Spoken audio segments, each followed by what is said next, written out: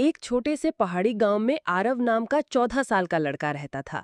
आरव को जंगल से बहुत प्यार था। वह रोज अपने स्कूल के बाद जंगल में चला जाता। वहां की ठंडी हवा, चहचहाते पंछी और बहते पानी की आवाज उसे सुकून देती। एक सुबह जब हल्की धुंध पेड़ों के बीच तैर रही थी, उसे कहीं से एक मीठा सा गीत सुनाई दिया। वह धीरे धीरे आवाज की तरफ बढ़ा। पेड़ों के बीच से झांकते हुए उसने देखा कि नदी किनारे एक लड़की बैठी थी। उसके सिर पर हरे पत्तों का मुकुट था, गले में लकड़ी की मोतियों की माला और उसकी आंखों में एक अजीब सी चमक थी। आरव चुपचाप खड़ा उसे सुनता रहा। तभी लड़की ने मुस्कुराकर कहा, तुम छुप कर क्यों देख रहे हो? आरव झेम कर बोला, मैं बस तुम्हारा गाना सुन रहा था।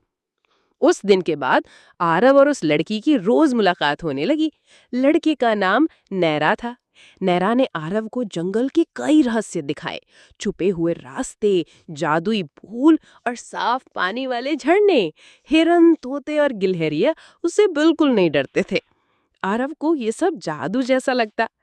एक दिन आरव ने देखा कि नैरा ऊंचे ऊंचे पेड़ों की शाखाओं पर ऐसे कूद रही थी जैसे हवा में उड़ रही हो। आरव ने हैरानी से पूछा, तुमने ये कैसे किया?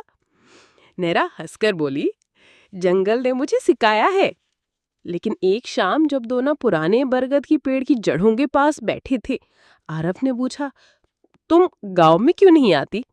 नैरा चुप रही, फिर बोली, क्योंकि मैं जंगल की रक्षक हूँ। मेरा घर इन पेड़ों की जड़ों में है और मेरा परिवार हवाओं के साथ रहता है। आरव ये सुनकर चुप हो गया। उसे नहीं पता था कि ये दोस्ती कितनी खास है।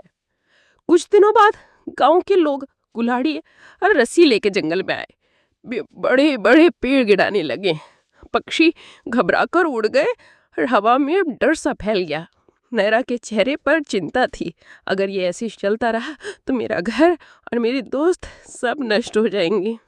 आरव ने तुरंत तय किया कि वो कुछ करेगा। वह गांव में गया और सबको समझाने लगा, जंगल सिर्फ लकड़ी का ढेर नहीं है, ये हमारी सांसों का सहारा है। यहाँ ऐसे फूल खिलते हैं जो हमें जीवन देते हैं। उसने नैरा द्वारा दिखाए गए जादुई फूल और साफ पानी वाली नदी सबको दिखाया। धीरे धीरे गांव वालों का दिल बदल गया। उन्होंने जंगल को बचाने का वादा किया और पेड़ काटना बंद कर दिया। अगली सुबह गांव वाले नए पौधे लगा रहे थे और वो नहरा नदी किनारे खड़े थे। नैरा मुस्कुराकर बोली, तुम सिर्फ मेरे दोस्त नहीं, जंगल के भी रक्षक हो। उसके बाद नैरा धीरे धीरे हवा में घुल गई जैसे धुनी खोज हुई। आरव ने हाथ बढ़ाया पर वो गायब हो चुकी थी। फिर भी वह हर सुबह जंगल आता और कभी